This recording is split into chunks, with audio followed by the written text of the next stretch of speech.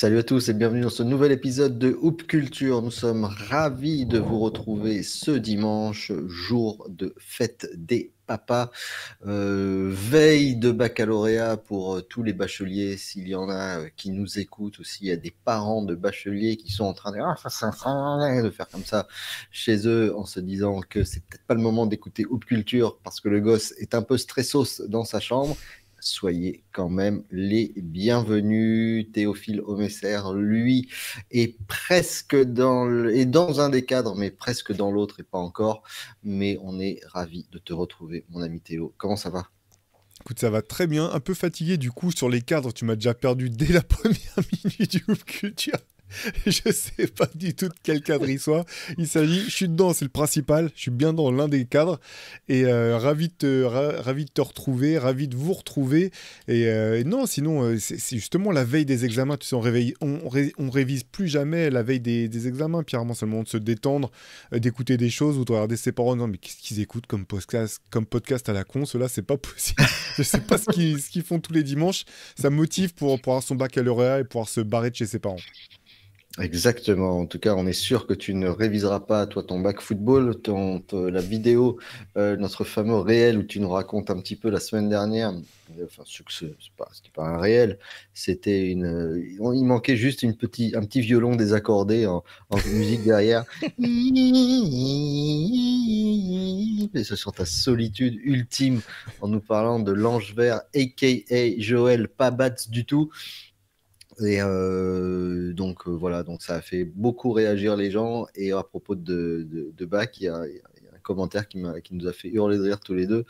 C'est quand tu me parles de ton match de l'OM et je te dis contre qui, et qu'il y a quelqu'un qui a dit on dirait le mec à l'oral qui essaye de voir si tout ça n'est pas de l'esbrouf.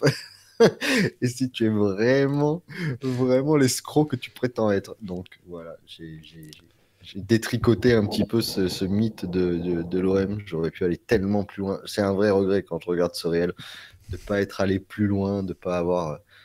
Cette séquence est déjà mythique, mais j'aurais pu la rendre immortelle. Déjà, je voudrais commencer par remercier les gens. J'ai reçu pas mal de messages de soutien après ce grand moment de solitude. Donc, merci à tous. L'autre chose pour laquelle je suis reconnaissant, c'est de ne pas t'avoir eu comme examinateur parce que franchement, des trucs à l'esbrouf et au culot, j'en ai passé un paquet dans ma vie quand même. Et toi, tu m'as démasqué. Tout de suite. Moi, je suis là Tout pour de être dans la suite. rigueur. Je laisse rien passer. J'ai tout de suite senti l'escroc, l'imposteur. Ouais, très dur. C'est pour ça que Trivial Poursuite, tu vois, j'hésite toujours à prendre les questions en sport, sachant qu'il y a une chance sur deux que ça soit du foot et une chance sur deux que ça soit de la Formule 1, que je connais à peu près autant dans l'un que dans l'autre. Ou du Donc ouais. tennis. Ou du tennis, ouais. Le tennis, j'y connais rien, mais moins quand même. Enfin, j'y connais moins rien, si tu vois cette double négation magnifique, qu'au foot et à la Formule 1. Donc voilà. Bon, d'accord. Donc, je vais pas, je pourrais essayer de te contrer tout de suite en te posant une question sur le dernier vainqueur de Roland-Garros, mais je vais pas le faire parce que j'ai pitié de toi. Juste pour préciser, ce matin, avant d'enregistrer ce podcast, Théo m'a envoyé des mèmes rigolos sur ce qui s'était passé lors des finales, notamment avec Ali Burton grimé en Ben Laden, en Aliban. Et je lui disais, mais le truc, c'est que le costume lui va pas si mal. Et je lui dis, c'est comme cette histoire de Marquinhos où on nous fait croire qu'il est brésilien. Et là, j'appuie sur envoyer, et tu sais, le caillou qui tombe au fond du truc, et t'attends le bruit quand ça va toucher l'eau. Et ça n'a jamais fait plouf. Donc je me suis rendu compte, tu sais, en l'envoyant, parce que dans une journée, tu envoies des messages à plusieurs copains et tout, voilà, et puis, toujours content de ma blague, et comme toujours, toujours être content de sa blague. Ça, c'est un postulat à Rivers. C'est dans le CV, il faut marquer passion, être content de ses blagues, sinon on n'est pas pris. Donc voilà, il faut avoir moins confiance dans sa blague. Et au bout de 2 secondes, j'envoie genre limite genre oups, mauvais groupe, tu vois, limite j'allais t'envoyer ça. Et en effet, tu m'as dit oui, je me disais aussi. Voilà. Donc Marquinhos, je savais pas qui c'était non plus. Absolument pas. Non, Absolument. je me suis douté que c'était du football, mais non. D'accord. Tu t'es J'aurais douté pu déjà. mettre Ali Bertonignos, ça aurait été exactement la même pour moi. J'aurais pas bronché plus. Libertoninos. Ouais, c'est magnifique. Bon, et ben écoute, donc voilà. Donc, on arrête les blagues sur le foot. En tout cas, tu nous as régalé. Et ce qui fait que ça nous a un peu amené, ça m'a donné l'idée de thème de cette semaine, où finalement, j'étais très content de cette séquence qu'on a fait. Tu sais, quand tu sais que ça va mettre mal à l'aise, mais ça crée un buzz, tu vois. Vraiment, on a fait du Léa Salamé, hein, ni plus ni moins. Hein. Tu, Le buzz était ouais, c'est mondial, quoi. tu, C'était énorme. Tu es le Nicolas Hulot qui nous annonce, alors que tu viens parler d'un projet écologique, que tu vas démissionner du gouvernement alors qu'on t'a rien demandé, tu vois. Donc c'était un peu ça. Et donc j'étais entre le content d'avoir ce truc et pas content de ce que tu m'avais dit. Donc on va faire une thématique content, pas content, ou comment une et même nouvelle peut nous rendre à la fois content et à la fois pas content. Voilà. Parfait. Idée à la fois géniale et qui demande un petit peu de ressources et de fraîcheur du cerveau, ce qui n'était pas mon fort jeudi matin quand on a enregistré ça après le match 3 des finales NBA, mais je suis à 100% partant, comme toujours. C'est pas compliqué, j'avoue, à ce niveau-là, et ce qui me permet de lancer sur cette première question, sur ce match 3 des finales NBA, du coup, qui, une fois de plus, est allé contre tous les pronostics, puisqu'on était nombreux, j'avoue, en faire partie, à s'être dit, ouh là là, on est parti sur un 4-1, limite on mettait ça en parallèle avec la finale entre les Sixers et les Lakers début des années 2000 pour dire qu'ils avaient pris le premier alors que ça a été dominé et que maintenant ils vont se faire rouler dessus. Et puis c'est tranquille comme d'habitude hein, qui arrive, tu sais, t'es sûr d'avoir éclaté tous les moustiques de la chambre, t'as acheté la raquette, t'as mis la prise et t'as bien regardé tous les murs blancs, c'est bon, tac, t'éteins, et une petite demi-heure plus tard. Voilà. Incroyable ces Pacers. Tu sais, ils sont. En fait, on pense qu'ils sont à l'image de Tyrese Haliburton. Et en réalité, ils sont à l'image de Bénédicte Mathurin. C'est-à-dire qu'eux, en fait, ils rentrent sur le terrain, ils sont toujours persuadés d'être la meilleure équipe du monde. Quoi. Tu les mets face aux Warriors avec Kevin Durant, face aux Bulls de Jordan, qui tu veux. Cette équipe, elle n'est pas au courant que tout le monde autour du monde dit « Ouais, ça serait cool qu'ils prennent un match dans les finales. C'est une belle histoire, c'est une histoire de Cendrillon. » Eux, ils sont pas au courant de tout ça. Ils sont pas au courant de tout ça. Ils jouent avec une confiance en eux et en leurs ressources qui est juste dingue. Et je te dis comme Bénédicte Mathurin qui devient en douce l'un des joueurs que je kiffe parce que ce mec-là, il peut s'être fait bencher, il peut être passé complètement au travers d'un match. Il arrive le jour suivant, il dit bah oui, ils sont où mes tickets shoot? Oui, c'est pour moi, c'est pour moi. Il lève la main, oui, c'est par ici. Les tickets shoot, c'est par ici. Il sort un match où il rate quasiment rien, il est décisif. Moi, je prends un grand plaisir dans cette finale NBA. Et tu sais, c'était dans mes contents, pas contents aussi, parce que ça commence à nous parler d'audience, de petits marchés, OKC, les Pacers, etc. Écoute, si t'aimes le basket, cette finale, elle est juste fantastique. Donc, moi, je me régale. Bénédicte Mathurin, c'est le mec, tu sais, quand on t'a dit n'oublie pas de ramener ça ce soir, t'as oublié d'y aller à midi, t'y vas le soir, t'es saoulé, t'en as marre, une queue de fou devant, et Bénédicte Mathurin, c'est le mec qui, au bout d'une demi-heure, il est devant toi et il sort, il paye en ticket restaurant.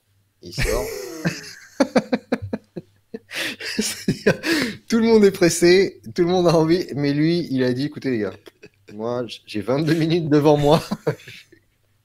J'ai tout le temps qu'il faut pour claquer 27 puntos, donc je vais sortir 27 tickets et je vais bien laisser le mec compter parce que c'est des tickets qui font 8,44, tu vois. Donc le gars, Il a ses petits avec ses petits coupons de réduction. Ouais, j'avais 30 centimes de réduction sur les oranges là. Normalement aussi, vous avez oublié de les compter. Et il sort les tickets comme ça, il fait Vra je suis sûr que je l'ai vu quelque part ce ticket, et il sort un truc, il est 19h56, tu vois. Et toi, t'as envie de crever. Voilà, ça c'est un peu ça les Pacers, mais peut-être dans l'Indiana, ils n'ont pas de portable non plus, c'est ça l'histoire. Du coup, ils n'ont pas de réseaux sociaux, ils n'ont rien.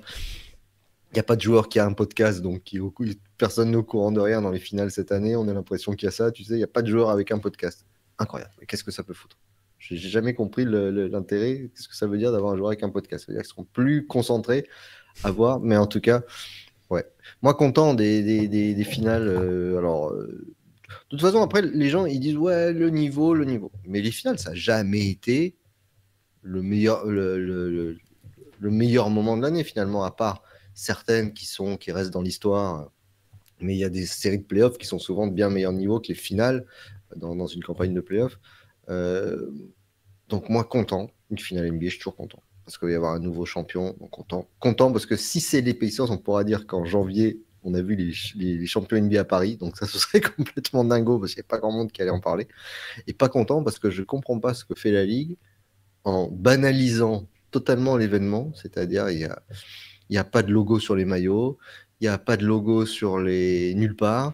Ce beau logo final, la prise d'antenne se fait pratiquement, c'est juste ils prennent pas en milieu de deuxième quart-temps parce qu'avant il y avait la météo à passer, des choses comme ça. Donc je suis pas la NBA qui est si forte en storytelling, si forte en marketing et tout, et qui sait en plus que c'est peut-être quelque chose qui va pas être facile à vendre cette finale, je peux l'entendre. Euh, c'est vraiment une finale de boomer, c'est-à-dire c'est pour les fans de basket pur et dur. Il n'y a pas un basket X qui va être là-dessus, mais, euh, mais voilà, j'ai pas trop compris pourquoi il lâche une tradition qui fait que c'est beau, hein. Enfin, je trouve ça joli, moi, hein. En plus, avec le logo des Pacers, il y a déjà le ballon, il suffisait de faire le trophée en dessous. Je pense qu'ils auraient eu plein d'idées. Que ce soit pas fait OK ici, c'est une chose. Je vois pas pourquoi, si c'est interdit par la Ligue d'utiliser le logo, si c'est bon, je sais pas. C'est deux équipes qui sont pour leur première fois, enfin, pas leur première finale, mais en tout cas leur première depuis très longtemps. Je trouve ça dommage qu'on leur fasse pas ce plaisir, ni aux spectateurs qui, surtout à l'époque, tout est Instagrammable, d'avoir des belles photos, des belles images de parquet. Je sais pas pourquoi. Peut-être qu'on aura un jour, là, peut-être que tu connais la cause de tout ça, mais je suis très surpris. Non, pas spécifiquement. C'est vrai que je crois que c'est dans le match 2 que ESPN a commencé à surimposer des logos sur le parquet, tu sais, de manière virtuelle, Oui, qui mais n'étaient c'est pas les mêmes en première et catastrophique. en deuxième mi-temps. Je me suis rendu compte que quand même dans le match 3, il y avait le logo des finales, au moins, il doit être aussi sur celui d'OKC, mais sur l'épaisseur, j'ai vu qu'il était dans le dos, en fait. Voilà, en allant chercher des photos, j'ai vu que dans le dos, tu avais, l'espèce de trophée, enfin, avec marqué Finals dans Mais le je dos. crois Je qu'il a sais été, pas. à Indiana, on avait la possibilité pour $20 de le faire, de le rajouter sur son maillot. Pour les fans, tu Alors, veux dire ouais. alors est-ce que c'est que pour eux? J'ai pas bien suivi. Après, c'est un détail, hein, d'accord, hein, Mm. mais c'est dommage parce on a tous en tête ce fameux, dans les années 90, 1995 NBA Finals avec ce beau lettrage. C'était toujours, moi, j'avais toujours trouvé ça joli. C'était ce qui différenciait en plus les playoffs. Il y avait un logo si tu te rappelles bien, Oui. de finale de conf, un logo de finale NBA. Donc c'était. Enfin voilà quoi, j'imagine. Et puis même, j'imagine les joueurs quand ils rentrent sur le terrain et qu'ils voient au centre du terrain le trophée de champion, ça doit être un petit peu motivant, quoi. Tu Oui, as envie d'y aller. d'autant que c'est un truc que j'aime bien, tu sais, dans la NBA Cup. Alors, même si certains parquets Bah oui, peuvent provoquer des crises d'épilepsie, mais sinon, moi, je trouve ça plutôt sympa. Où, quand tu allumes ta télé ou tu lances le League Pass, tu sais tout de suite ben que c'est c'est ça. pas un match de saison régulière classique. Je sais pas du tout. Il y avait quand même, dans les deux cas, par contre, une très belle ambiance, enfin, visuellement, là, que ce soit chez les Pacers ou Oui. les matchs au Thunder, là, tu sens que c'était dans la salle, tu avais conscience que c'était pas des matchs comme les autres, mais c'est vrai que c'est un peu étonnant. Je sais pas quelles sont les raisons derrière ça. J'imagine qu'ils reviendront parce qu'il y a eu un petit peu de buzz comme autour de tout ça. Donc je serais pas surpris Oui. que dès l'an prochain, ils rééquilibrent un peu les choses. Moi, je suis surpris que ce soit pas rééquilibré dès le prochain match parce que ce que je dis, c'est pas, je ne serais pas surpris que ce soit fait. Je Hmm. suis surpris que ce soit pas fait dans la seconde parce que, à moins qu'Adam ait dit, les gars, il n'y a plus de budget. Euh, Je pense pas que ce soit le cas. je pense pas que ce soit le cas. Il y a plus de budget, les gars, avec tout ce qu'il a récupéré. On a rien que sur les amendes cette année, sur les joueurs, il peut se faire un petit logo sympa. Euh, On a vu, comme toujours, Reggie Miller sur le bord du terrain. Alors lui, ça y est, c'est fini, hein. Le côté consultant, je dois être un petit peu. Je dois pas prendre parti et tout. Tant pis, fuck, c'est fini. De toute façon, je suis au-delà de tout ça. Il porte un maillot de Mark Jackson, il me semble, sur le dos, le 13. C'est ce que je me demandais, tu vois, juste en voyant qu'il avait le numéro 13, je me suis demandé de qui c'était le numéro, et tu dois Bon, avoir raison, hein. je Je me pense que suis... ça doit être Mark Jackson. Donc content de voir Reggie Miller mettre un maillot qui n'est pas le sien. Content de le voir avec une paire de Jordan au pied qui était une de ses paires player exclusives. Pas content de voir qu'il met le maillot dans le pantalon. Il, Il est dans l'Indiana en même temps. il met Balle perdue, totalement un- gratuite. un bout du maillot dans derrière sa ceinture. Voilà, il met pas tout le maillot, il met juste l'avant.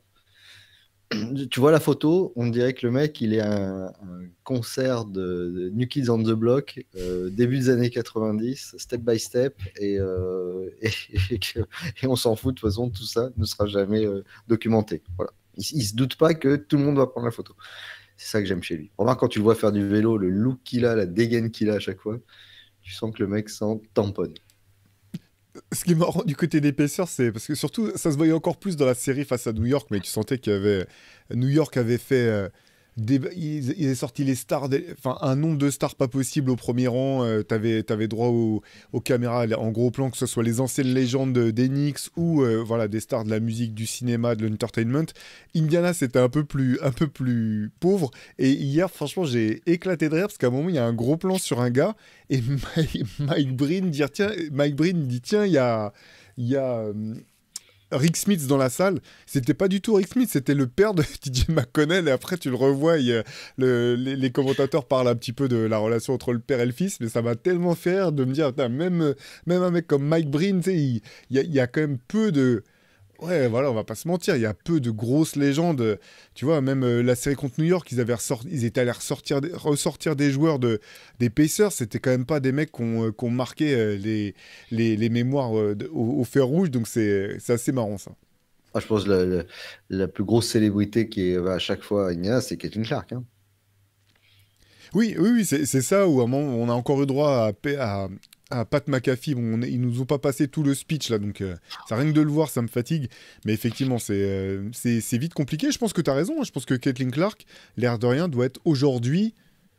Si tu demandes aux gens de citer des gens, enfin des personnalités en rapport avec l'Indiana, elle doit carrément être parmi les Ah toutes oui, oui, premières, je c'est clair. pense. Je pense. Mais t'as Et c'est raison. bien, le numéro 13 est bien Mark Jackson. Qui, En, était qui en était présent espérant, d'ailleurs dans la salle, en espérant lui aussi. que ce soit celui-là. Euh, digne des. Les Knicks sont à 0/5 pour la recherche du coach, digne d'une séance de J.R. Smith dans une dernière minute d'un match serré, tu sais, dans les 15 dernières secondes, 0/5, ça pourrait être des stats qui lui ressemblent.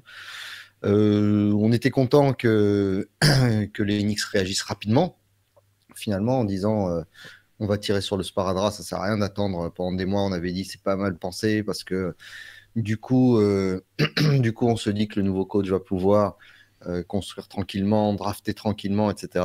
Et là, on est en train de se dire est-ce qu'on n'est pas content parce qu'il y a finalement pas un peu panique à bord dans le sens où on n'avait pas trop bien géré le truc et on s'était pas renseigné avant. Qu'est-ce que ça te dit, toi? Tu penses vraiment que ça n'a pas été géré ou on part du principe que bah, on propose à des gens, c'est le jeu, s'ils refusent.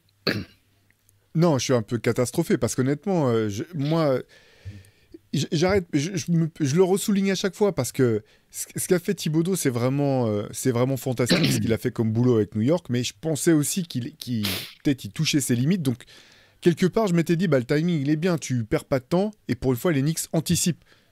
Mais en fait, j'ai l'impression qu'ils ont anticipé qu'une partie du problème et que je comprends pas vraiment que New York ait pu renvoyer Tom Thibodeau sans avoir une idée très précise de par qui il voulait le remplacer et un accord, ne serait-ce que tacite, ou tu vois, sur le fait que ça puisse être fait. Parce que ça, je trouve c'est dingue. Parce que dans ce cas-là, tu te prives d'un des meilleurs coachs NBA, malgré tout. Tom Thibodeau, c'est un des meilleurs coachs NBA, et t'as pas de plan de secours. Et là, franchement, t'as l'impression que les Knicks, c'est Jean-Claude Duss, quoi. Ils passent des uns aux autres. Ouais, il y a moyen ou il y a pas moyen? Non, il y a pas moyen. Il y a moyen de parler à Jason Kidd? Non, il y a pas moyen. Il y a moyen de parler avec Quinn Snyder? Non, il y a pas moyen. Ils se prennent râteau sur râteau Ouais, en c'est fonce enfilade. sur un malentendu, quoi. Sur un malentendu, ça peut Exactement. marcher, ouais.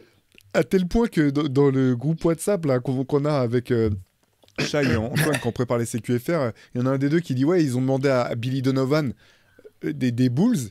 Et moi, j'ai juste mis l'emoji qui se marre parce que je pensais que c'était une blague, mais c'est pas une blague, quoi. Tu dis, mais ça. C'est quoi le truc, en fait? Ils essaient de démarcher des coachs qui seront pas atteignables parce que ça se passe bien dans leur franchise ou leur franchise sont en train de leur mettre les clés dans les mains. Je veux dire, même Quinn Snyder, en fait, du côté des Hawks, en fait, Quinn Snyder va pas sauter. Il est au contraire, il va certainement peut-être avoir plus d'impact même sur le roster, etc. Tu dis, je comprends pas en fait. Du coup, je comprends pas du tout ce move d'Enix. Je sais pas si c'est James Dolan qui, après avoir laissé un petit peu la main à Leon Rose et autres, et qui finalement, ça le démangeait trop de remettre son nez dans les affaires et dire, vas-y, on va se débarrasser de Tom Thibodeau. Je sais pas comment ça se passe. Mais ça me semble catastrophique la gestion de ce dossier. Sachant que c'est pas le seul dossier que New York devra peut-être... enfin, c'est peut-être pas le seul dossier que New York aura à gérer cet été et ça me semble très compliqué. Ah oui, oui, tout à fait. Mais il y a une manière surtout de présenter le truc, genre, bon, c'est peut-être pas comme ça qu'ils l'ont présenté, mais qui laisse entendre que bah, tout le monde veut venir à New York en fait. Personne ne peut nous refuser de venir coacher les Knicks. C'est tellement incroyable, extraordinaire.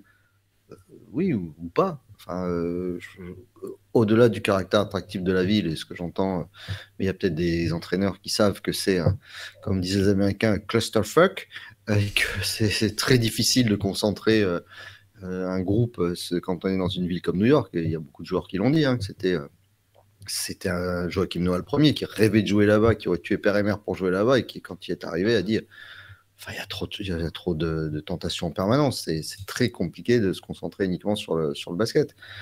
Donc, je sais pas, ils se sont peut-être dit en effet, c'est New York, personne ne peut refuser de vouloir niquer, coach. Très, très, très, très beau lapsus. Vraiment très beau lapsus. Je te propose qu'on arrête cette émission là-dessus. Passez un excellent dimanche. Bonne fête des pères à tous. Comme on l'a dit, c'était celle-là la première case. Bonne chance à tous vos enfants. Non, mais de coacher les Knicks, c'est peut-être finalement pas le job de rêve auquel semblent penser les dirigeants, en tout cas. Mais là, ce qui est fou, c'est qu'en fait, la question, c'est même pas est-ce que les coachs concernés voudraient coacher les Knicks, c'est qu'ils sont sous contrat avec une autre franchise. Donc, Jason Oui, Kidd, il oui, peut avoir envie de coacher les Knicks, mais tant que les Mavs donnent pas l'accord à New York de rentrer en contact ou qu'ils sont pas d'accord pour lâcher Jason Kidd et de mettre en place un trade, ça va pas se faire. Et même cette question-là, je la trouve compliquée parce qu'encore une fois, New York aura pas mal de chats à fouetter cet été. Et devoir en passer par un trade pour récupérer un coach, ça me semble extrêmement dangereux vu le peu de marge de manœuvre qu'il y a. C'est une équipe qui coûte très cher, ils ont peu d'assets. Ils ont besoin de ces assets si vraiment ils veulent être champions NBA parce que si à un moment tu dois faire un ajustement dans le roster, il faut que tu les aies sous la main. Si déjà tu as grillé tes dernières cartouches pour aller choper un coach qui était sous contrat avec une autre équipe, vraiment, je comprends pas. Et je comprends d'autant moins que les pistes qui ont été abordées elles sont intéressantes, mais il n'y en a pas non plus un où tu dis ah ouais, c'est le coach qu'il leur faut, c'est sûr que ça va marcher. Il y a trop d'incertitudes, donc ouais, incompréhensible. Le revirement de New York, c'était aussi dans mes contents, pas contents. J'avais noté content que New York soit de retour et que la franchise ait l'air bien gérée. Et dans la foulée, pas content de ce qui se passe 2 semaines après qu'ils aient réussi leur meilleure saison en 25 ans. Donc, compliqué. C'est vraiment une drôle de saison. Vraiment une drôle de saison. Ouais. Cette fin entre Michael Malone, là, il y a des mouvements qui sont faits. Alors, est-ce qu'il y a une jurisprudence, du coup, Harrison, sur l'histoire en disant, bon, bah maintenant, on, il y a là, on y va tous, on attend, on réfléchit pas et puis on verra bien ce qui se passe. Mais il y a quand même eu des décisions cette année d'une violence et d'un timing qui sont complètement folles. Ce sera à étudier dans les écoles de journalisme par la suite pour ceux qui s'intéressent pas au foot. Dans le content, pas content, Adidas a annoncé qu'ils allaient rééditer le second modèle signature de Kobe Bryant, la chaussure qu'on aime bien, dont on aime bien se marrer, ces fameux grippins là qui étaient calés sur le moule d'une Audi. Donc, content parce que je vais pouvoir me moquer de quelque chose, donc moi ça me fait toujours plaisir. Par contre, pas content, pourquoi? Parce que je me rends compte que je suis une nouille, car, alors, c'est vraiment une surprise, c'est un modèle qui était sorti en 2001. On se rappelle que suite aux événements du 11 septembre, Kobe avait porté ce modèle aux couleurs du drapeau américain. Et bien, figure-toi que c'est la première fois, donc depuis 2001, que ce modèle sera réédité. Et alors là, j'étais persuadé que ça avait déjà été fait. Donc, pas content de ma connerie, mais cette semaine, dans le genre inculture totale, j'étais persuadé, écoute bien ça, que Sly Stone était parti depuis bien longtemps. Oui, mais ça, c'est moins. C'est pas si étonnant que ça, malheureusement, quoi. Mais j'étais, Ça veut- mais j'étais persuadé que Sly Stone était parti depuis bien longtemps. J'étais surpris quand j'ai lu l'annonce que Sly Stone était décédé cette semaine. C'était lundi dernier. J'étais surpris. Je pensais que ça faisait longtemps que Sly Stone nous avait quittés. Juste, je repense à ton histoire d'Adidas. Là, c'est le modèle, donc c'est la Kobe, mais avec le drapeau américain, ça qui sort. Non, c'est C'est le celle-ci? modèle, le grille-pain, là. Le Tu vois, classique, d'accord. Oui, oui. c'est- Mais pas je celui sais avec le pas. coloris spécifiquement, pas spécifiquement avec le coloris drapeau US, Non, non, non, non, non, ça, ils ont pas d'accord. osé. Non, parce qu'il y avait des peines de Parce que là, le prison. timing. Ouais, il y avait des peines de prison fermes. C'est des chaussures qui sont portées uniquement par la garde nationale à Los Angeles. Parce que c'est ce que j'allais dire. Au début, j'ai cru que tu me disais que c'était ce modèle spécifiquement qui Non, ressortait. non, Et là, je me dis, ouais, sur le timing, ça pose effectivement un certain nombre de questions en termes de positionnement. Ça aurait été voilà. assez costaud, quoi. Voilà. Non, non, bon, ça, après, franchement, je ne suis plus surpris de rien venant de nos chers amis outre-Atlantique. Moi, j'avais un autre content, pas content, c'était sur l'arbitrage globalement. Alors, pas sur la qualité de l'arbitrage, mais sur le fait que depuis 2 ans, quand même, en playoff, on laisse plus jouer les défenses que par le passé. Donc ça, je trouve ça cool, même si je pense que tout est pas encore bien réglé. Par contre, pas content parce que je comprends pas en fait ce qui constitue une faute flagrante dans le match 3 des finales. Donc c'est pas que je dis pas que la faute a pas influé sur le résultat du match, mais il y a une action où Alex Caruso part tout seul en contre-attaque pour aller mettre un lay-up ou un dunk. Il y a Nesmith qui revient pleine vitesse derrière lui et qui le chope au niveau des bras dans le dos, comme ça, qui le ceinture. Caruso finit au sol. OKC demande à ce que les images soient revues pour voir si c'est une faute flagrante. Et ça, je comprends pas qu'il n'y ait pas dans la faute flagrante dans les règles NBA la notion de jouer le ballon, pas jouer le ballon. J'entendais Richard Jefferson dire ouais, c'est une faute de playoff. Ça, je comprends pas. Choper un mec qui est en l'air dans le dos en l'attrapant aux épaules, sur les bras, sans qu'il y ait nulle part la notion de vouloir jouer le ballon, donc pour faire une action de basket, ça, je comprends pas que ça soit pas une faute flagrante. C'est pas une question de dureté, en fait, c'est une question d'esprit du jeu et de sécurité pour les athlètes. C'est Là, ça. si Caruso, il retombe et il se pète le poignet, je comprends pas que ce type de geste, vraiment désespéré. Hein. Nesmith, il sait qu'il a aucune chance de pouvoir toucher le ballon. Il essaye même pas du tout de toucher le ballon. Il attrape vraiment Caruso aux épaules et sur les bras. Et je dis pas que Nesmith est un mauvais joueur, c'est pas du tout ça. Il applique la règle. Il joue selon le code de jeu. Mais ça, je comprends pas que la NBA requalifie pas ces fautes-là directement en faute antisportive. Ça a pas sa place sur le terrain. Non, je suis d'accord. Il y a certaines images et aujourd'hui, on en a parlé cette semaine. C'était mon content, pas content de la suite. Du coup, j'anticipe. Les gens on a beaucoup vu tourner cette faute mais colossale sur Evan Fournier lors de la finale du championnat grec là où alors lui il se fait prendre en l'air les bras, les jambes, le maillot, il tire avec lui. Je crois que c'est Kendrick Nunn Kendrick Nunn, ouais, absolument. qui l'attrape, qui le jette par terre. Euh, Voilà, les gens qui disent ouais, c'est ça, en fait, c'est ça, c'est le basket des années 80. Mais on n'a pas envie de jouer au basket comme ça. Les gens qui disent ça, mais prenez-vous la faute là. Vous êtes les premiers à chouiner à l'entraînement que dès qu'on vous tapote sur un doigt, à appeler la faute, à râler et tout, en disant ah, vous voulez jouer comme ça? Non, non, mais c'est pas assez. Alors certes, on joue pas à ce niveau-là, mais c'est des fautes qui sont super dangereuses. Ça n'a rien à faire sur un terrain de basket. Et par contre, là où je suis mon content, pas content, vient du titre pour Evan, parce que j'étais super content pour lui, parce que quelle année il passe entre les jeux, il passe d'une déception, d'une fin de carrière NBA en autre boudin devait être dur pour son moral entre la fin de l'aventure à New York et puis le reste des trois, pas des trois, enfin bon bref, Kata. Les jeux qu'il relance cette saison en tout point remarquable qu'il fait en Grèce, qui se termine aux portes de la finale du Final Four sur une immense déception, le voir gagner un trophée, voilà. Et puis vraiment, c'est fait pour lui, quoi. Cette ambiance de muerte qu'il y avait, et pas content parce que j'aurais bien aimé voir les matchs qu'on n'a rien vu du coup.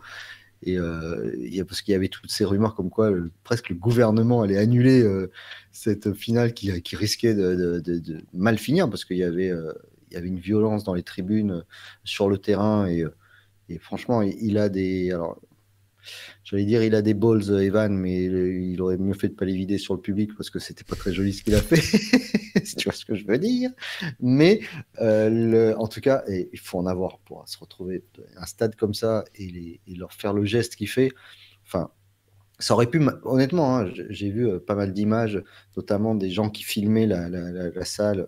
Enfin, enfin, ça pouvait mal finir, c'est-à-dire s'il y avait un envahissement du terrain ou un déchaînement de violence, c'était parfaitement, c'était inacceptable, mais c'était envisageable, tu vois. Et je pense que le gouvernement grec avait pris les devants. Mais voilà, j'aurais bien aimé voir les matchs parce que ça devait être, ne serait-ce que pour entendre l'ambiance. Et bravo Evan, ouais, je suis vraiment content pour lui. Ouais, comme toi, trop content pour lui. C'est vraiment un joueur avec ses qualités, ses défauts comme tous les joueurs, mais c'est vraiment un compétiteur. Il était venu pour ça, il avait choisi Olympiakos pour ça. Dès sa descente de l'avion, il y avait, les fans étaient venus l'accueillir dès sa descente de l'avion. Et c'est vraiment une belle histoire. Il y a tout pour que vraiment il écrive son nom parmi ceux des joueurs qui ont marqué ou qui marqueront l'histoire de ce grand club. La finale grecque est très très compliquée, hein, si je ne me trompe pas, il y a même un match qui a été reporté tellement les Ah conditions ouais, de sécurité n'étaient pas réunies. Ça part d'en haut, hein, les embrouilles entre les propriétaires du c'est Panathinaikos ça. et d'Olympiakos, les propos qui ont manifestement été tenus. Quand même, ça interroge énormément sur la manière dont tout ça se passe. On sait que le basket grec a toujours été chaud, que c'est un basket qui a toujours été, la ferveur a toujours été énorme, mais cette année, c'était effectivement plus que limite. Je pense qu'on peut on devrait se féliciter en tout cas de part et d'autre, du Panathinaikos comme du côté de l'Olympiakos, qui n'ait pas eu de débordement grave, plus que ce qu'on a pu voir. Et pour Evan, tout comme toi. Vraiment, je suis trop content pour lui. Son geste, effectivement, qui suscite la polémique, je comprends. Après, faut arrêter, quoi. Les mecs se prennent des insultes du début du match à la fin. Qu'ils soient expulsés parce que le geste n'est pas correct, je veux bien l'entendre. Mais derrière, que ça parte en procès, en poursuite, etc., il y a un moment, faut arrêter. Surtout au vu de enfin, les propos qui ont visiblement été tenus par le propriétaire notamment du Panathinaikos. C'est Sûr. Voilà, je ne comprendrais pas que ça aille au-delà de ça pour Evan, vu comment s'est déroulée toute cette finale. On reste un peu sur de la provocation et des comportements un peu douteux de Marcus Cousins cette semaine, qui malheureusement fait reparler de lui sur des images qui sont terribles. Mais j'espère que vous avez bien regardé toutes les images parce que, à mon sens, le comportement du gars qui est face à lui, outre d'être suicidaire, hein, parce que faire ça à de Marcus Cousins, faut être timbré, mais c'est juste pas possible. Voilà. Moi, je veux bien on soit sur un terrain, on est bord de terrain, on a payé 2, 3, 15 000 balles pour être, bon là c'est pas le cas, à Porto Rico, payer une blinde en bas, que tu regardes le gars, tu lui fasses, tu pleures ou quoi que ce soit, l'autre te répond parce que tu le chambres, il te répond et tu lui colles deux doigts énormes, plein fer, parce que c'est ce qu'il fait, hein. Le mec il lui tend deux Mm. doigts presque sur le visage, et encore, l'embrouille, de Marcus Cousins, ça, le geste qu'il a. Euh, et après, il se fait donc sortir, et l'embrouille, elle vient parce que les gens lui jettent dessus de la bière, de la bouffe, comme on avait vu à Indiana, enfin à Détroit pour Malice de Palace. Il a été suspendu jusqu'à la fin de la saison avec une amende minime, je crois 4 000 et quelques dollars, qui pourrait monter à 10 000 s'il monte pas patte blanche et qui limite, c'est pas lui qui s'excuse. Voilà. Moi, je trouve que en plus, c'est un personnage un petit peu à part, mais ça excuse rien. L'attitude, elle est honteuse de la part du public. Et je dis pas il a eu raison de réagir comme ça. Je dis pas qu'il a eu raison parce que le public, ça reste, moi, ce que je considère les enfants et les joueurs sont les adultes, donc ils doivent montrer l'exemple. Mais à un moment, c'est trop, quoi. À un moment, c'est trop. Le type là, et en plus, on voit une séquence qui dure 15 secondes. Ça se trouve, ça fait 10 minutes que le gars lui hurle dessus, quoi. Je suis complètement d'accord avec toi. qui est que tu encourages, que tu parles aux joueurs adverses. C'est le jeu en fait du public. Je suis d'accord que ça soit dans des gymnases amateurs ou des gymnases professionnels, mais il y a des limites quoi. Et là, ce qui me gêne un petit peu, et tu fais bien le parallèle avec Malice de Palais, c'est que les gens sont pas aux zoo quoi. Tu viens pas là pour et ça serait tout aussi, enfin problématique aux zoo d'ailleurs, mais t'es pas là pour te permettre tout ce que tu veux, considérer que tu as payé ta place et que donc tu as le droit de faire ce que tu veux. Je suis pas d'accord. C'est effectivement l'amende elle est minime pour des Marcus Cousins, mais tu sais pas quel. Enfin, ouais, potentiellement tu passes à côté d'un Malice at the Palace. Je veux dire, heureusement qu'il est ceinturé un des Marcus Cousins par la sécurité, parce que s'il passe le premier rideau de la sécurité, derrière c'est un carnage. Et c'est un carnage et tu ressors d'une situation où tout le monde est perdant, quoi. Lui, il est perdant parce qu'il va se manger procès sur procès, plus peut-être le sentiment de culpabilité après avoir pété un câble. La Ligue du Porto Rico, ils sont perdants, les clubs sont perdants. C'est ouais, un peu de comment dire, j'ai envie de dire, ouais, faut que les gens apprennent à se maîtriser, mais malheureusement, le sport révèle rarement, ou pas toujours, en tout cas, la meilleure partie de nous, notamment en ce qui concerne les supporters. On en avait parlé l'an dernier, ou cette saison, je sais plus, Pierre Armand, ensemble, là, des propos qu'avait pu rapporter Marcus Smart Mm. au sujet de ce que des gens de Boston pouvaient lâcher, des propos racistes, etc. Oui, c'est malheureusement problématique, et ça l'est d'autant plus, je pense que avec le climat actuel et les réseaux sociaux, les gens percutent plus en fait que tu dis pas ce que tu dis pas n'importe quoi à n'importe qui, tu dis pas n'importe quoi dans n'importe quel cadre. Et malheureusement, je pense que c'est pas la dernière fois qu'on verra ce genre d'action ou de pétage de câble entre guillemets. Mais bientôt, des gens ils vont aller voir une pièce de théâtre et ils vont se lever, ils vont insulter l'acteur. Ou ils vont jeter des trucs dans un cinéma. Ou bah alors, dans les spectacles de stand-up, à la limite, ça fait partie du jeu, tu vois. Il y en a, ils viennent exprès, ils veulent faire les malins pour clasher, pas clasher, parce qu'il y a des grosses parts de... Ils savent que ça risque d'être diffusé sur des réseaux et tout. Mais voilà. Moi, j'étais donc... j'ai compris sa réaction. Voilà, je trouve que l'attitude de ce fan-là et de ceux derrière était juste injuste. Content, pas content, pas content parce que j'ai encore regardé une vidéo de Paul Pierce. Content parce qu'il a sorti quand même une belle anecdote. Je sais pas si tu l'as vu. Il raconte le jour du titre de 2008. Ils sont dans le vestiaire, ils boivent des bières avec Garnett, avec toute l'équipe, et puis eux, ils restent très tard, ils continuent à boire des bières, toujours habillés avec leur maillot, et puis ils discutent avec un gars et tout, ils boivent des bières, ils discutent. Et puis à un moment, le gars, il va pisser et tout, et t'as Kevin Garnett, il dit, mais il est cool ton gars, c'est qui? Et Paul Pierce, il dit, mais c'est pas mon gars, c'est ton gars, non? Bah non, c'est pas mon gars. Et en fait, ils se rendent compte que t'es un fan qui avait réussi à s'insérer, à passer 3 cordons de sécurité, à suivre tout le monde. Et le mec, ça faisait 4 heures qu'il s'enfilait des bières dans le vestiaire, à discuter comme ça. C'est magnifique ça. Il emmerdait personne. Il demandait pas ni des photos, ni des autographes et tout. Il était juste en train de chiller. Il était champion lui aussi. Il avait payé sa place. Oui, j'étais content, il était dans la balle. Voilà. Incroyable. Ah non, j'avais pas Ouais. entendu cette anecdote, mais c'est magnifique. Mais lui, c'est mon nouveau héros, lui. Ah, mais lui, il est extraordinaire. Et est-ce que tu as entendu l'anecdote de Maktar Ndiaye cette semaine? Non. Maktar Ndiaye, si vous ne connaissez pas, qui est le premier joueur sénégalais à avoir joué en NBA. Il avait joué à Memphis, non, je crois. Il fait une saison il rentre à Michigan à l'université, et puis après, il est transféré à North Carolina, où il joue 2-3 ans, et je crois qu'il est drafté, il fait un an à Memphis. Bon, à vérifier, mais Je vais vérifier pendant que tu racontes voilà. l'anecdote. Je Alors vérifie. si vous connaissez pas Maktar Ndiaye, c'est une espèce de bavard qui fait 2,11 m, c'est une bestiole, et il raconte en fait que on lui pose la question, quel joueur qui t'a le plus impressionné? Bah, lui, il dit, c'est Jordan. Alors, il a dit, ah bon, pourquoi? Bah, on était à Chapel Hill, donc le centre d'entraînement de l'Université de Caroline du Nord, et il dit, il arrive là, donc on est quoi? On doit être en 2008, tu vois, un truc comme ça, je pense, parce que quand il est à UNC, ça doit être 2008. Euh, donc Jordan arrive, il serre les mains, tout le monde, tous les jeunes joueurs se présentent. Alors, il y en a un, il est là, bonjour, Théophile Messer. L'autre, il est là, hello. Voilà.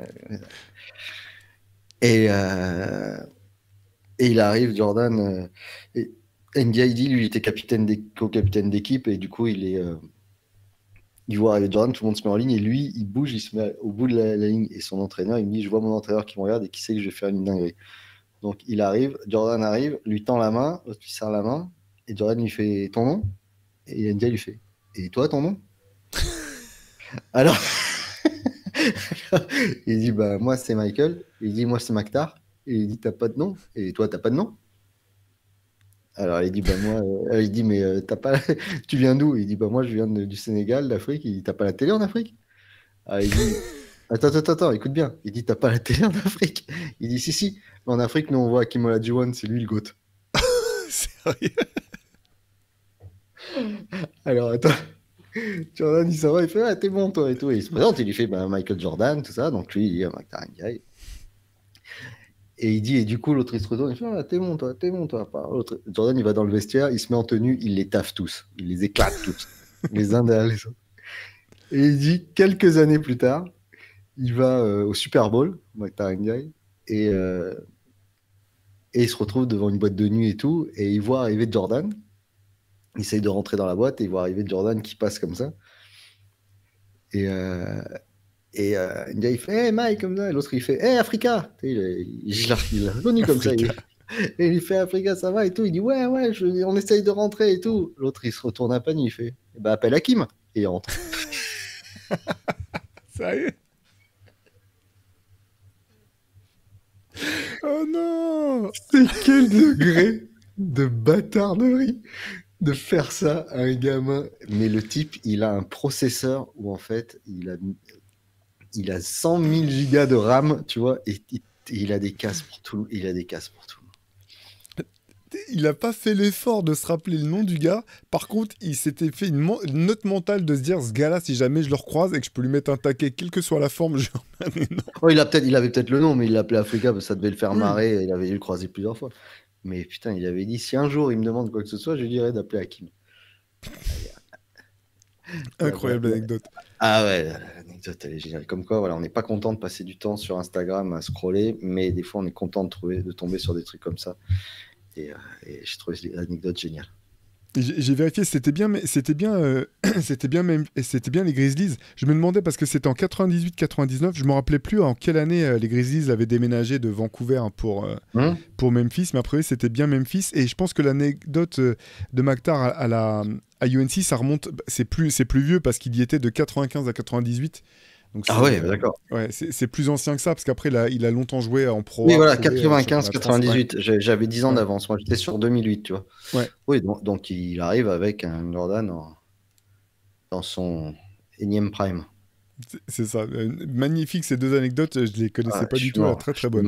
Maktar, là, c'est vraiment formidable. En cas, on vous partagera la vidéo parce que ça vaut vraiment le coup. Et puis, la manière dont il la raconte, évidemment, c'est très drôle. Moi, j'avais un autre content, pas content, mais qui a rien à voir avec le basket. C'est un peu différent. C'est sur le.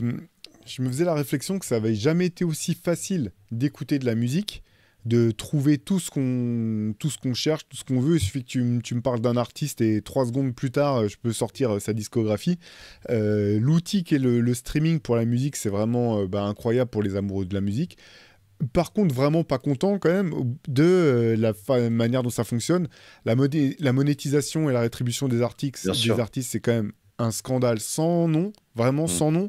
Quand tu vois, tu sais, parfois des artistes même comme Snoop te disent tant de streams, genre 10 millions de streams, ça équivaut à, je sais pas, 10 000 dollars ou des trucs de ce genre-là. C'est quand même des questions, moi, qui m'interrogent beaucoup.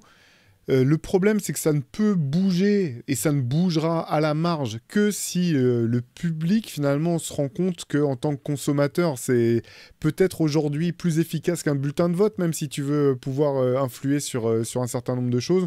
Donc voilà, c'est des choses qui interrogent. C'est aussi dissimulé dans le... Enfin, nous... En fait, on est même concerné au premier chef, et je parle pas pour la partie podcast, mais c'est vrai que maintenant... en tant que consommateur de contenu et d'information, on est tellement habitué à penser qu'on a accès à ça gratuitement, même si c'est absolument pas le cas, parce que dès qu'on paye un abonnement téléphone, un abonnement internet, on paye en fait, on paye un service, mais que dès qu'on nous demande de payer pour avoir accès à du contenu, que ça soit de la musique, que ça soit un film, une série, que ça soit des informations, on se dit bah non, pourquoi je paierais en plus? Et il faut bien garder en tête quand même que si on veut de l'information de qualité, si on veut profiter de musique de qualité, il faut que les gens qui sont à l'origine de ça puissent vivre de ce qu'ils font. Et la plupart du temps, c'est même pas des rêves de vouloir être millionnaire ou de vouloir s'en mettre plein les fouilles, c'est simplement de pouvoir continuer à faire ce pour quoi on est bon. Et manifestement, les artistes notamment sont suffisamment bons puisqu'on a envie d'écouter leur musique. Donc voilà, c'était mon content, pas content. Alors peut-être que je mets un coup de pied dans une porte qui est grande ouverte, c'est sans doute le cas, mais voilà. Mais c'est ça rejoint tout ce qu'on s'était dit tout au long de l'année, c'est-à-dire aller voir les artistes en concert, parce que c'est le seul moyen pour eux de vivre de leur musique, c'est par rapport au concert. Alors c'est sûr que c'est le bon côté des choses, c'est-à-dire de vivre de ta musique grâce au partage que tu en fais. Donc ça, c'est formidable. Et le streaming comme ça a remis le live au milieu de toute chose, et il faut donc y aller. Alors certes, quand je vous parle de les artistes dont on vous parle avec Théo, c'est pas Billie Eilish, Beyoncé et Ed Sheeran. Hein. Donc, si vous voulez aller voir Ed Sheeran, Beyoncé et Billie Eilish, allez-y si vous arrivez à avoir des places, parce que c'est une tannée. Mais il y a ça aussi, on n'arrive même plus à pouvoir aller voir un concert quand l'artiste est un peu superstar. Mais allez voir les concerts, achetez des disques quand vous allez là-bas. Parce que l'argent va directement dans leur poche, ça va pas dans la poche d'un distributeur, puis d'un revendeur. Ça, c'est pour eux, c'est leur disque, c'est leur stock qu'ils ramènent avec eux souvent dans les concerts. Donc allez-y. Et puis c'est vrai que c'est terrible ce que tu dis, parce que le streaming, aujourd'hui encore, moi je m'entends dire à des gens, bah écoute ça, de toute façon, tu peux tout écouter maintenant en streaming, et comme si je disais c'est gratuit. Et non, c'est cet accès illimité qui c'est comme un buffet à volonté dans un restaurant. C'est généralement, bon, c'est pas de meilleure qualité, ce qui est le cas parfois avec le son de certains disques mal masterisés, mais c'est surtout on en prend, on sait même pas ce qu'on goûte, on sait même pas ce qu'on voit, on fait pas, on mange un bout de ceci, mais on n'a pas bien compris que ça faisait partie d'un plat plus grand. Voilà, on comprend, on s'intéresse plus à grand chose, et quand on s'intéresse qu'à moitié, ben, on paye qu'à un tiers, et quand on paye qu'à un tiers, c'est qu'on s'en fout. Et voilà. Et je trouve que on dénigre pas mal indirectement, sans le vouloir, les artistes en faisant ça. Donc il faut de temps en temps, quand vous avez un disque qui vous plaît, il faut l'acheter, ou il faut aller sur Bandcamp, même si c'est 10 euros, même si c'est. N'oubliez pas qu'il y a encore 15 ans, 20 ans, pour les gens qui sont un peu plus âgés, vous alliez acheter 2 disques par semaine, et vous mettiez 30 ou 40 euros de CD par semaine, 100 euros par mois. Donc voilà, n'hésitez pas de temps en temps, parce que ces artistes que vous adorez en disant ouais, j'adore cet artiste, si vous voulez qu'il revienne avec un nouveau disque, et en effet un nouveau disque de qualité, et qui ne se décourage pas, hein, je dis ça comme connaissance de cause, parce que en étant très proche de certains, en voyant les artistes comment ça fonctionne, et en voyant certains se décourager complètement et envie de tout arrêter en se disant bah, à quoi bon de toute façon.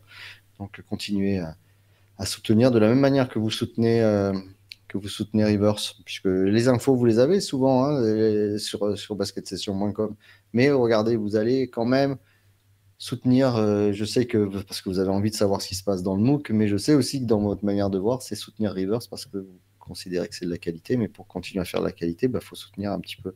On peut pas on peut pas toujours avoir les choses au rabais, gratuites, ou ça marche pas. Ça n'a jamais marché. Ouais, et puis il faut que les plateformes de streaming bougent en fait. C'est Ah, bah, pas ça c'est sûr. acceptable en fait. Voilà, C'est que sûr. la rémunération des artistes soit aussi C'est ridicule. sûr.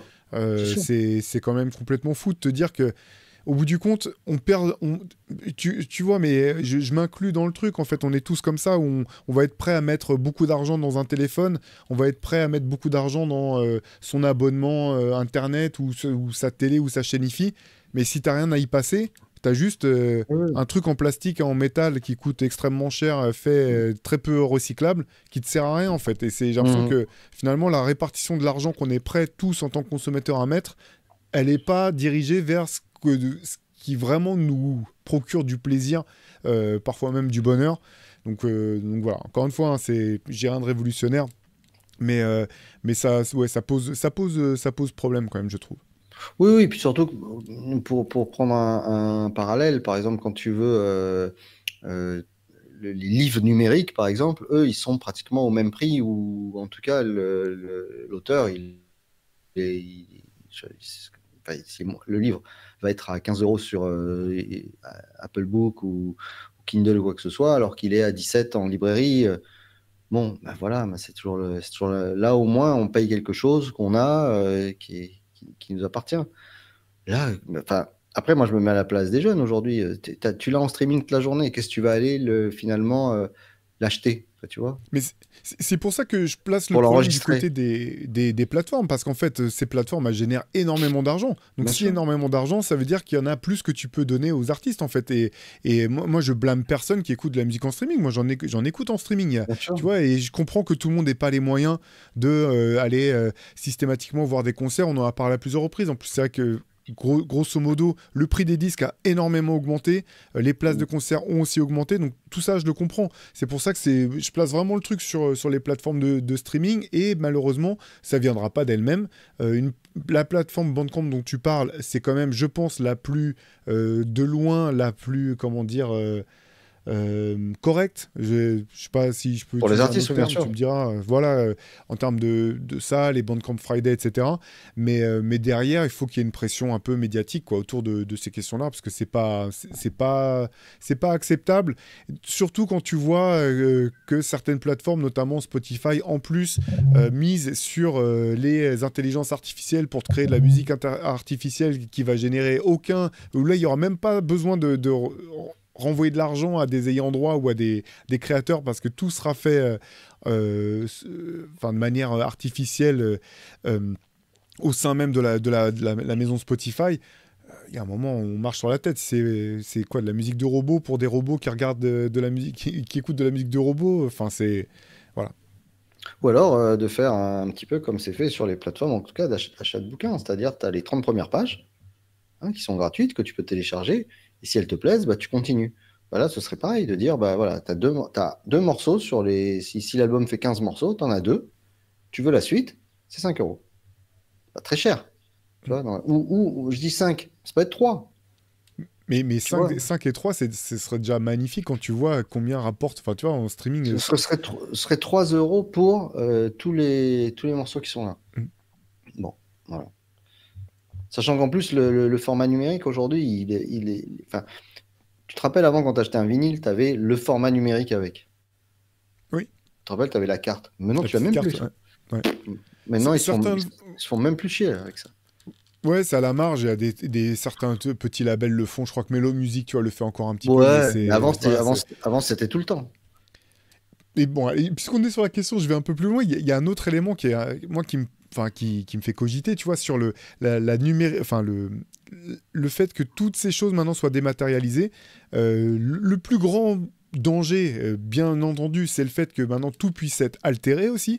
Et que maintenant, s'il n'y a plus que des livres numériques stockés sur des serveurs, il n'y a rien qui empêche potentiellement les gens de pouvoir altérer le contenu de ces livres. Et dans ce cas-là, de faire potentiellement disparaître des pans entiers de l'histoire.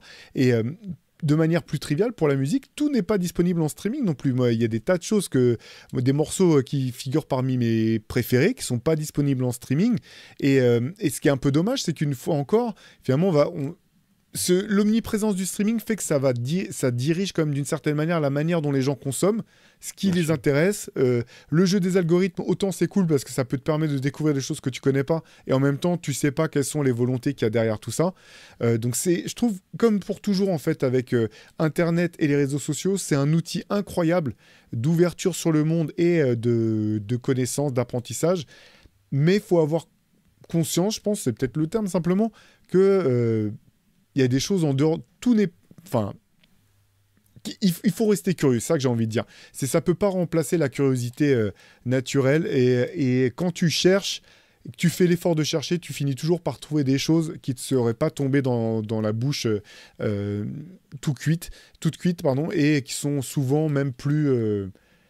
je sais pas comment dire, pas kiffante, mais il y a un petit peu ce côté, la satisfaction d'avoir trouvé quelque chose par toi-même. Je trouve que c'est quelque chose qui m'a toujours poussé, moi, notamment dans mon amour de la musique, et c'est une satisfaction très particulière, différente de celle que tu as quand tout simplement, bah, comme tu disais, tu écoutes le morceau qui t'est proposé, tu l'aimes bien, et puis 2 minutes plus tard, tu l'as déjà oublié, quoi.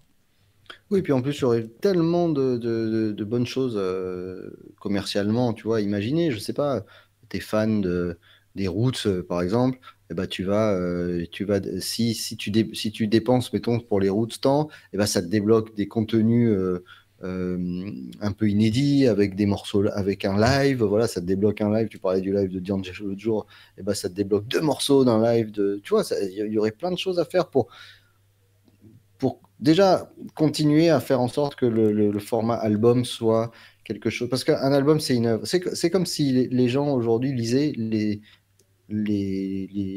la page 100 à 117 et 212 à 280 d'un livre en disant c'est bon, j'ai lu le livre. Mais non, tu peux pas dire ça. Un disque, et pour interviewer des gens dans Time chaque semaine, euh, il y a souvent un début, un milieu, une fin. Un disque, c'est une œuvre qui va de A à Z. Alors, je ne parle pas d'un EP où il y aurait 3 titres, mais d'un album. Euh, les gens ont mis du cœur, ils racontent une histoire, ils racontent quelque chose. On ne peut pas dire, ah ben moi je connais ce disque parce que j'ai écouté 2 morceaux. Non, c'est impossible. Donc c'est vrai que, voilà, mais c'est la culture de l'immédiateté et du on n'a pas le temps. Voilà. C'est dommage. C'est dommage. Avant de passer à nos rubriques, Théo, j'ai vu un petit sondage assez sympa. Quels seraient les records de finale NBA pour toi? Quel est celui qui ne sera jamais battu? 41 points de moyenne. Jordan D'accord. 93, ça.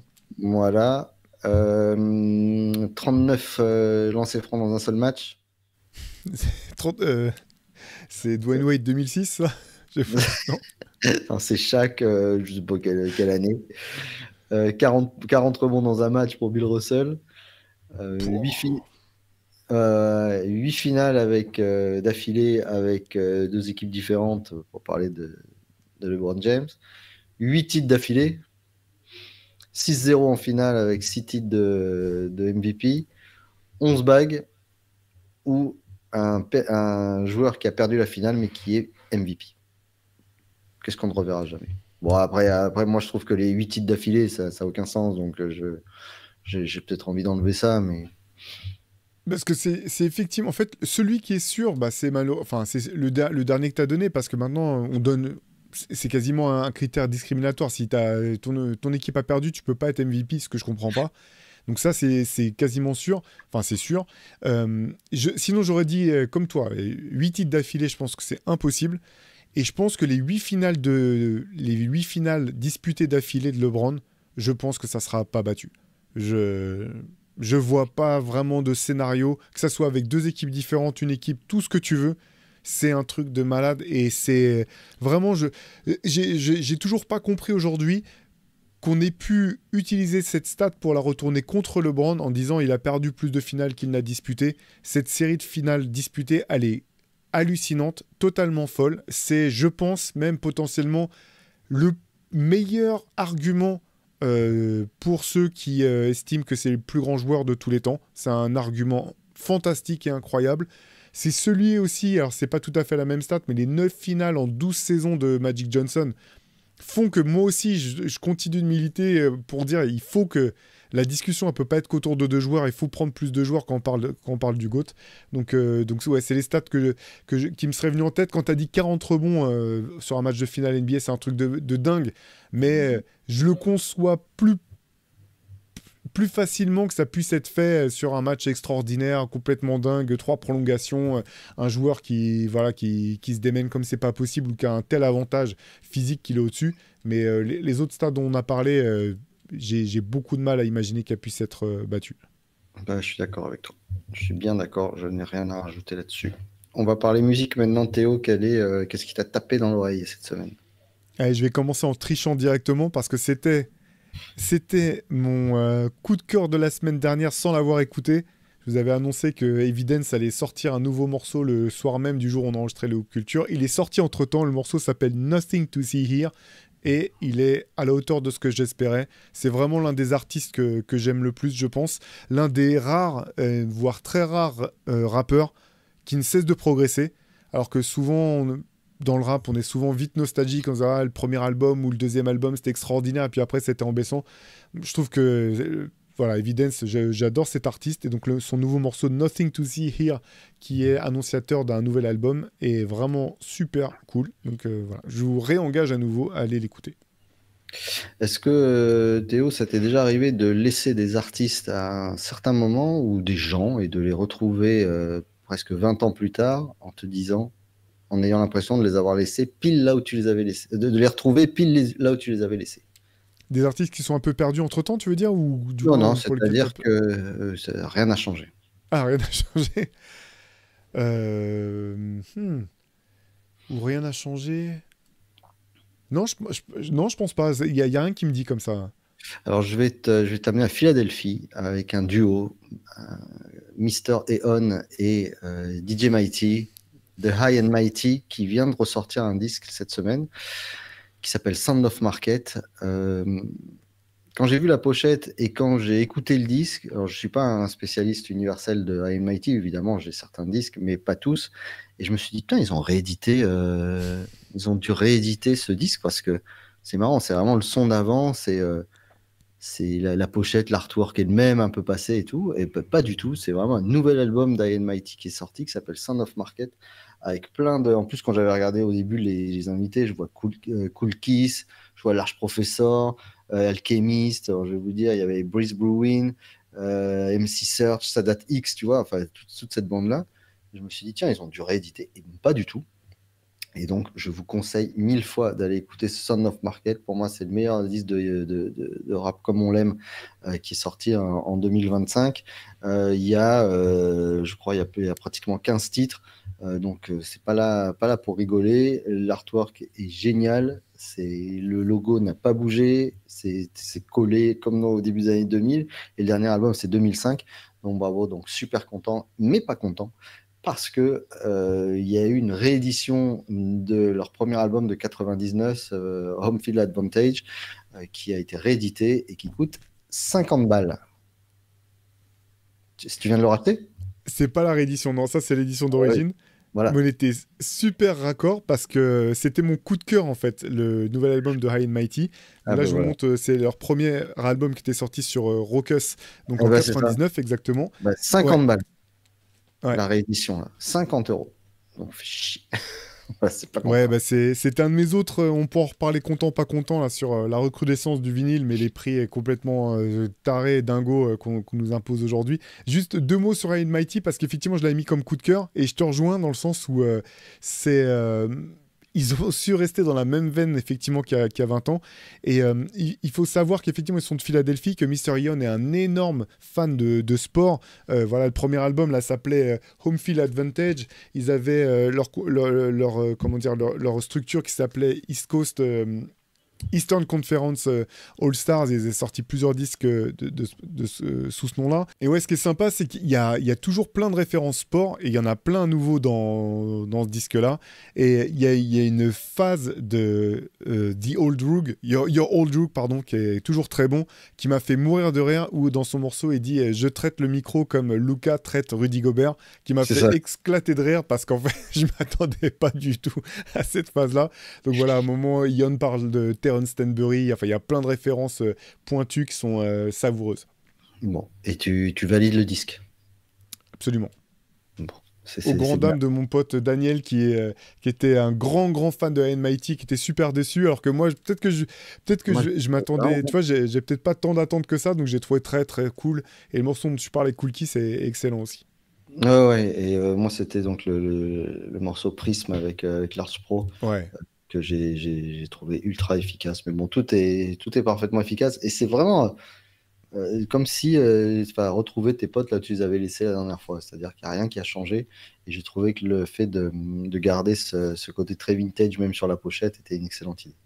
voilà, allez écouter High and Mighty. Donc c'était ton coup de cœur, c'est ça? Donc, Ouais, exactement. Ok, alors moi mon coup de cœur c'est une bande dessinée. Je vous emmène à Marseille à la fin du 19e siècle, en 1887, en plein hiver, à la Belle de Mai, et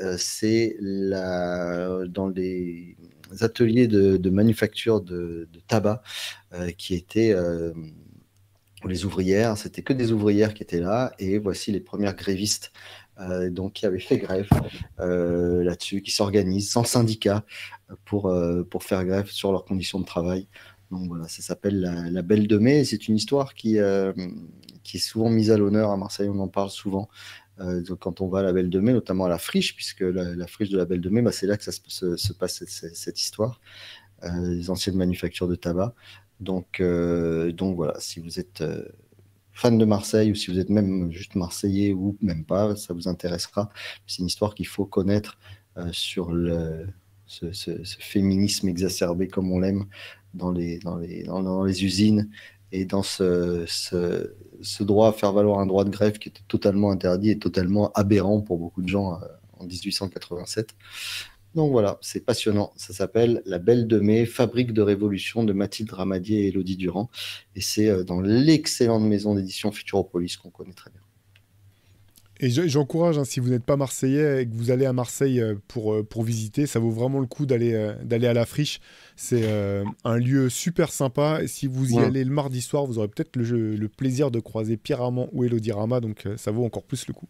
Vous serez bien accueillis. J'ai une relique. Tu m'avais mis. J'ai une relique. J'ai Tu une m'avais. relique. Enfin, tu m'avais pas mis au défi, mais tu m'avais plutôt aiguillé sur le fait de fouiller dans mes vieux t-shirts la semaine dernière. Donc j'ai sorti ceci. Un t-shirt. Alors, je vous le montre. Je sais pas s'il est bien cadré. Bootcamp Click. Ah ouais, Bootcamp il est Click, beau. donc c'est le collectif qui avait autour de Black Moon, Smith et Wesson, avec au dos les noms des groupes Elta Skelta, Original Gun Clappers, Representative, Smith et Wesson et Black Moon. Voilà, l'un de mes groupes préférés clairement de rap. Excellent. Et petite histoire quand même sympa, c'est que ce t-shirt, j'ai eu l'opportunité de l'acheter mon premier voyage à New York en 96. On était parti avec mes deux meilleurs potes, Omar et Harry. On avait taffé tout l'été pour se payer le voyage. Et en se baladant à Brooklyn, on croise un mec avec un t-shirt bootcamp. On prend notre courage à deux mains, on va lui parler. On dit mais où est-ce que tu l'as trouvé ce t-shirt? On voudrait trop l'acheter. Il se trouve que c'était DJ Logic, le DJ d'OGC, qui nous dit bah il faut aller au label. Et donc on s'est pointé au label, on a fait le pied de grue, on a attendu un bon petit moment avant de pouvoir acheter nos t-shirts. Ce qui est marrant, c'est que donc 96, c'est pleine époque du baggy, hein. Ce t-shirt, c'est un double XL. Donc déjà, il était trop grand pour moi à l'époque. On n'a pas eu le choix, hein. C'était double XL pour tout le monde. Donc c'était déjà bien trop grand pour moi. Ce qui fait que j'ai pas eu l'occasion de le mettre des tonnes de fois.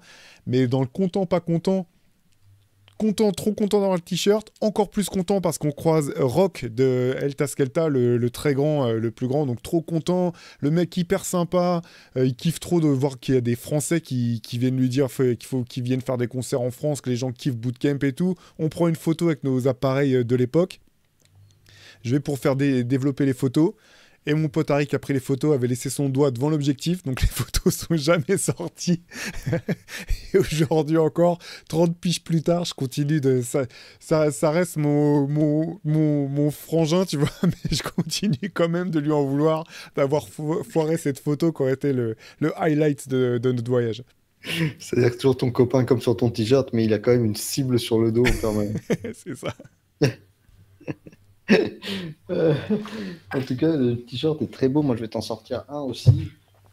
Donc, je vous disais, j'ai regardé. Alors, finalement, je l'ai regardé en entier pour pas, moi, idiot, le documentaire sur Reebok, Shaquille O'Neal. J'aurais mieux fait de pas regarder. Ça n'avait pas un intérêt particulier. On voit juste Shaquille O'Neal qui connaît rien et qui espère choper des stars et des superstars dans tous les sens, qui se prend un rebond de la part de SGA, enfin pas lui en direct, mais ses représentants, parce que SGA va signer chez Converse. Et la dernière fois qu'il y avait une superstar quand même qui était chez Converse, c'était notre ami Dennis Rodman en 80, avec son numéro 91, à l'époque où il était à Chicago. Il portait ses Converse noirs et rouges, et tu vois, avec le logo Converse derrière, mais je trouvais que le logo était plutôt sympa. Il est top le logo, hein. Ah ouais, Super. en mode tatouage comme ça, avec les cheveux, les flammes qui partaient de la tête. Voilà. Donc c'était quand Rodman était chez Converse. Mais il est super, je connaissais même pas du tout ce logo. Tu sais s'il a été beaucoup, enfin s'ils l'ont décliné ou s'ils en ont fait beaucoup Bah, autour il de a lui ou été, après ouais, ouais, il avait eu sa chaussure, je crois, qu'il porte. Alors, il faudrait regarder si c'est en 97, 98. Mais ouais, ouais, c'était chez Converse, donc c'était l'époque, c'était une grosse signature quand même. Donc il y avait des t-shirts disponibles. Et les chaussures aussi d'ailleurs. Il y avait un zip Super sur le petit. côté, je crois. Ah oui? Faudrait regarder, il faudrait que je revérifie. On fera un podcast sur les chaussures à zip. Je trouve ça toujours très très compliqué, y compris. Eh ben, je crois que c'est justement les nouvelles choses de SGA là, qui ont une espèce Mm. de zip par-dessus les lacets, hein. Ouais, ouais, c'est On ça. fera une émission spéciale peut-être pour parler de ce problème. On pourra faire. T'as pas dit Jeep, comme disait dans La vérité si je monte 2. Voilà.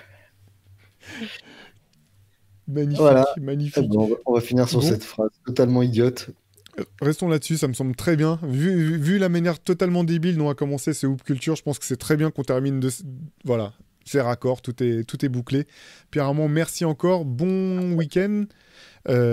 Profitez bien du soleil s'il y en a, profitez bien du week-end tant qu'il y en a. Et puis nous, on vous dit rendez-vous la semaine prochaine où on connaîtra match 4. Oui, on connaîtra le prochain champion NBA, enfin le champion NBA 2025. Donc rendez-vous la semaine prochaine, profitez bien des finales. Salut à tous.